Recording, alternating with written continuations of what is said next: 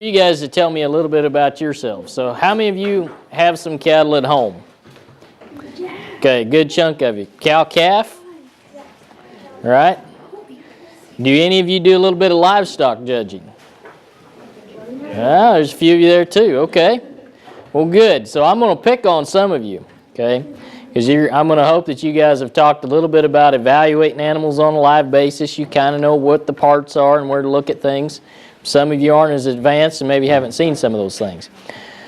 So what we're going to talk about is body condition scoring. And you guys are going to get the award for, this is probably the youngest audience I have ever talked to about this topic. And I think that's great. Because if I could get every rancher or everybody that has cattle in the state of Kansas to body condition score their cows, my job as a nutritionist and a guy who goes out in the country and tries to help people manage their cattle better would get a lot easier. Okay? A lot of times, this is a tool that allows us to see, ever seen that video of what it looks like when the train headlights are on the track coming at you? Okay? Body condition scoring is a lot like that for a cow. It gives us a good indication of where that cow's been at from her nutritional status. It also gives us an indication of maybe where we need to go with that cow if we need to put a little condition back on her. Okay? So what it is essentially is it's a scale of 1 to 9. Okay? So we've got a thin cow on one end of the spectrum, that's a 1, and we've got a 9 on the other end. Okay? So how I categorize, and you can look on that card in front of you, a 1 is a cow. We don't see very many 1s out there. Okay? That is a cow. I have an acronym for that kind of cow. It's called DND. You know what that stands for? Darn near dead. Okay? You guys can remember that. So you don't see very many 3s out there. We also don't see very many 9s. Okay?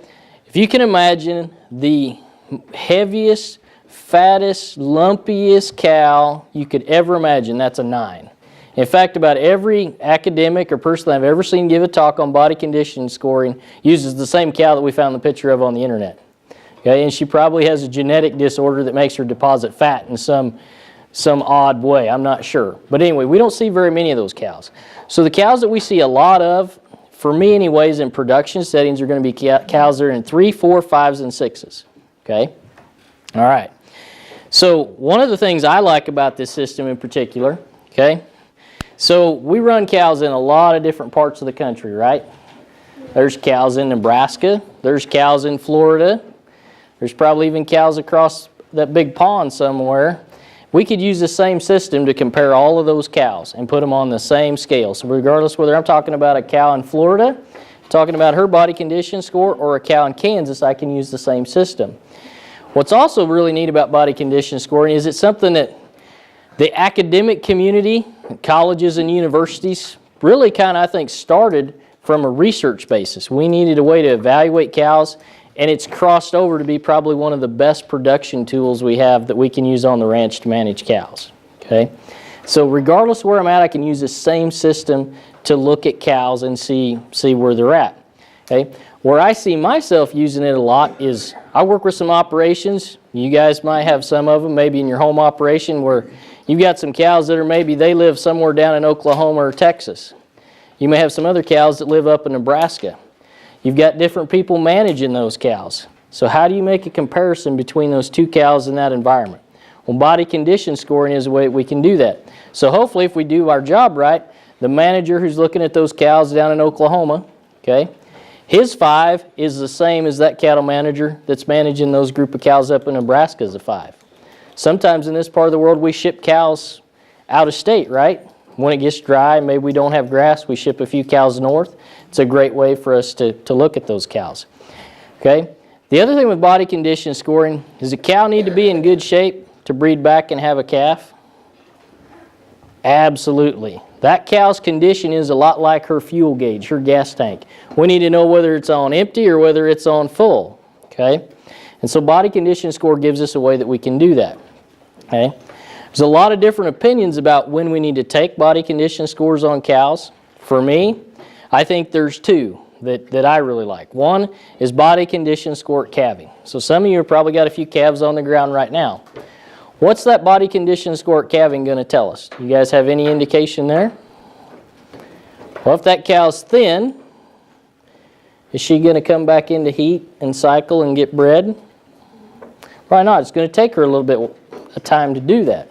So it gives us an indication of where she's going to be at in the future. Okay. The other one that I like to look at is body condition score at weaning. Why might that be important?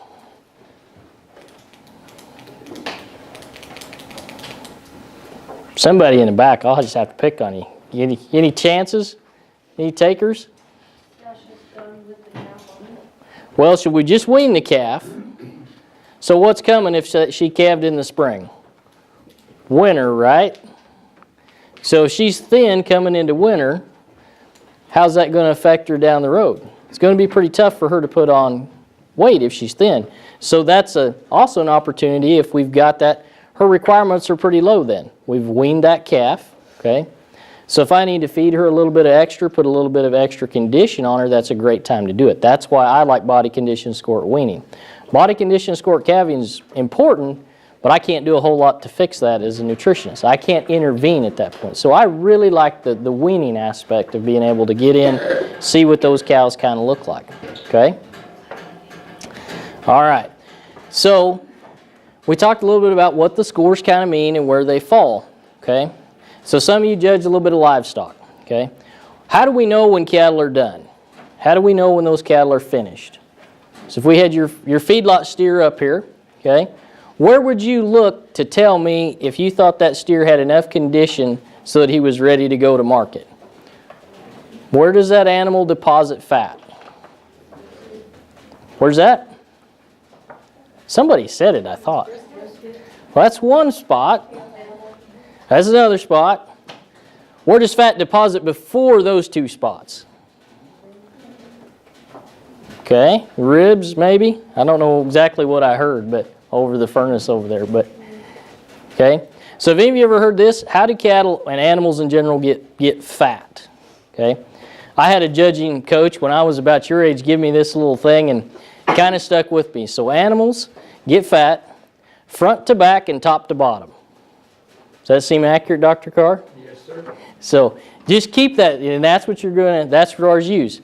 So what I like to look at when I'm body condition scoring cows is the ribs.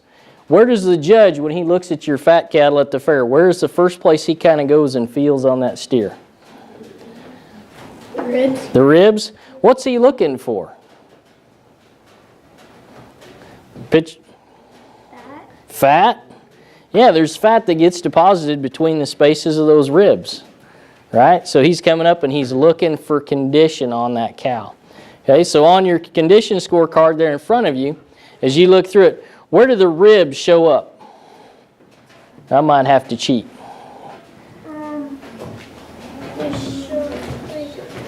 Yep, that's where they're at. Okay, so look at the 4 and 5. So what's it say when we look at ribs? So if I'm at a 5, 1 or 2 may be visible for that cow to be in a body condition score of 5. Typically those 1 or 2 ribs that I can see are going to be the 12th and 13th.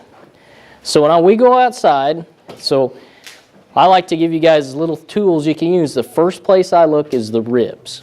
Okay, that's going to tell me more about that cow, and basically I'm going to ask the question, can I see 1 or 2 ribs? Can I see 12 or 13? Or can I see all of her ribs? Okay, if I can see 1 or 2 ribs, I know she's going to be a body condition score 4 is where she's going to be in that category. If I can't see them, that pushes her up to a 5. And as we begin to split those other condition scores out, there's going to be more condition on top of that.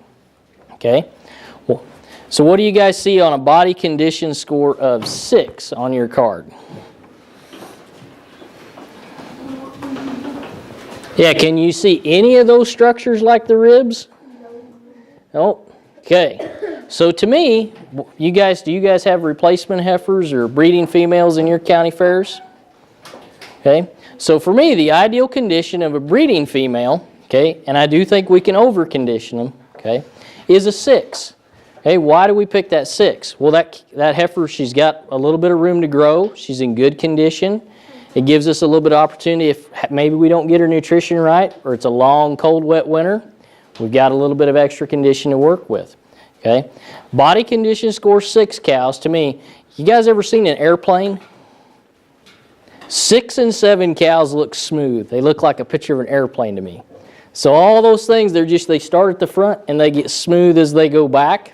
And as they move into that 7, they get a little bit more lumpy around their tail head where they start to deposit some fat back there.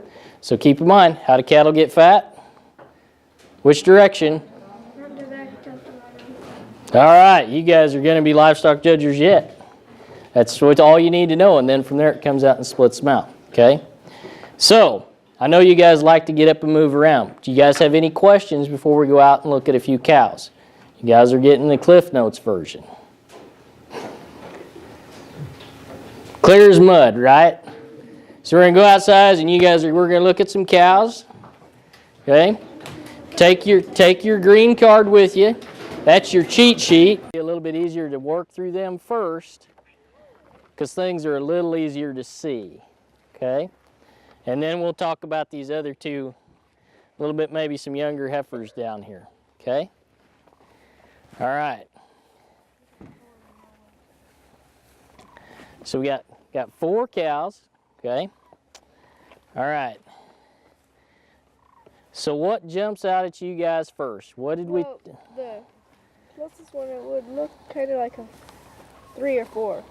Think so? Okay, what makes you think that we decided she's a 4 or less. How about we go with that? So that's probably it. So what makes her well, you can see the ribs easy. That's right. Hooks. You can see the hooks back there. You can see the pins. Okay.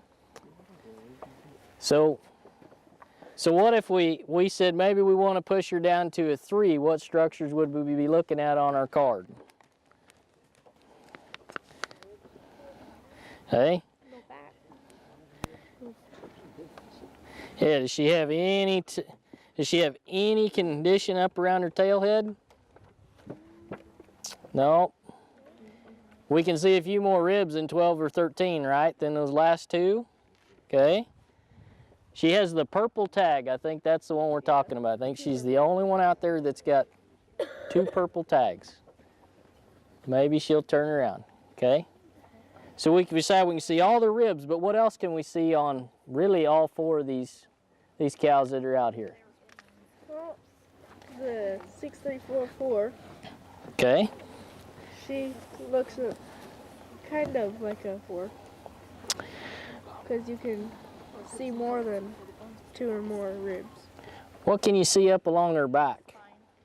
Yep, you can pretty much make out, if you kind of picture the skeleton of a cow.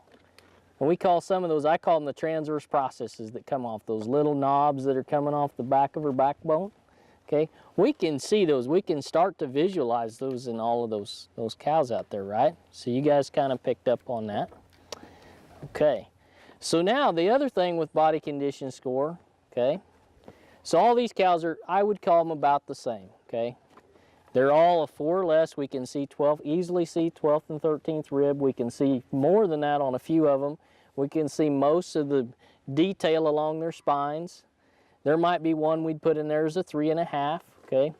Normally I don't get too caught up in the half scores. They're either a 3 or a 4. Just put them in one category or the other, okay. So, do we manage individual cows or do you manage groups of cows? Groups of cows, okay? And I think this is one of the things I always stress with ranchers, okay? I've got some folks, they go, boy, I've got some thin cows. And you know what they'll have? They'll have a handful of thin cows. They got a lot of cows that are pretty good, but their eye tends to gravitate to those cows that look pretty rough, and that's okay. But we got to keep in mind where the average is at. Are we doing a good job with the group as a whole? Those cows might be a little older. You know, maybe they came from a different home somewhere else. Sometimes we don't know the history on them. So what would you guys put the average condition score of those 4 animals at? That would be, all 4 of them would probably be the 3 or 4. Yeah, is there any of them in there that you'd put into that 4 category? I had seen one. You had seen one? I'm going to say most of them are, I would average them at a 3. That's where I would put them. Okay? You guys are seeing some things. Okay. Now, without moving too much, let's look at these 2 heifers over here. That one looks pregnant. Well, she might be. We hope they are, right? So will you guys tell me a little bit about what you see in those, or maybe it's what you don't see in those 2 younger heifers over there? I don't see ribs showing. That's right, we sure don't. It looks like a little fat on the small one. It looks like a little fat by the tail head. Yeah, she's got a little more. I got to get my glasses are getting dark enough. They are a little fuller, right? We'll move down here real slow. This one right here, right across from me, looks quite nice. Okay. That smaller one looks like it has a little fat on its tail head. She does have a little bit more condition up on her tail head. I would agree with you guys.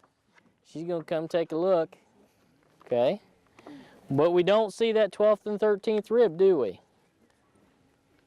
Okay. And so if we don't see 12th and 13th, what condition score are we automatically talking that they would be above? Above 5? Oh. Yep, they're probably a 5 or better. Okay. I would call them 7. Think they're a 7? I'd give the one with no tail a 6 and then a 5. Yeah. Okay. So what this gentleman up here says it's a 7. What makes you think she's a 7? Because her spine is not visible. The ribs aren't. Okay. I guess I messed up on that because I just realized.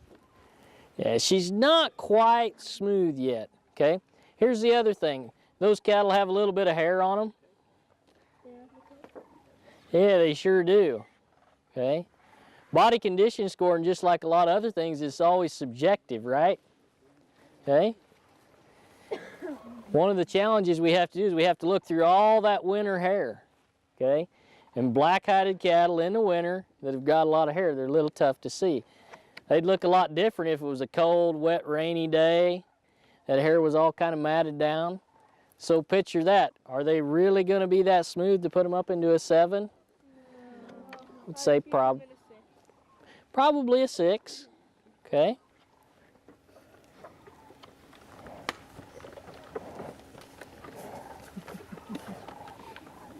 How'd she get no tail? Might have froze off. We don't know. Okay. So which one has a little bit more condition? The one that's at the back kind of looking for some place to go, or the one that's kind of standing and being calm? Kind of standing calmly. That one. Okay. Which one did they say, Justin? The one that's standing calmly. Okay. Why do you guys think that? What spot are you looking at?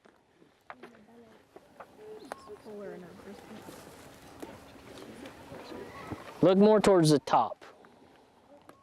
Brisket would be one of the last places we'd start to see some condition. There's a little bit of difference in their tail head. Just a little bit, maybe. Yeah. Kind of giving us the rear view there. They're pretty similar. I don't know that there's a half a condition score difference between them, but they're both easily, we know they're for sure a 5 and probably a 6. Are they ready to go as, if we call them replacement heifers, and that's what I'm pretty sure they are? They're not? Okay. So that's kind of about right where we'd want them, okay? What about bulls? Where would we want to have a bull?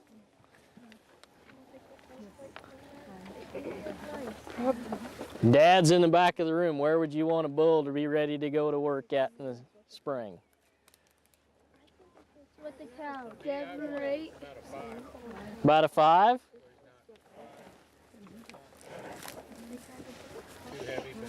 Probably no more than a 6. No more than a 6. That's my rule of thumb.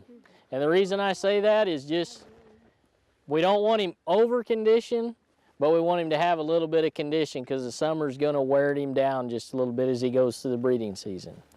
Okay? So if you guys are thinking about your 4-H projects, what condition score would your steer need to be if it was a market steer?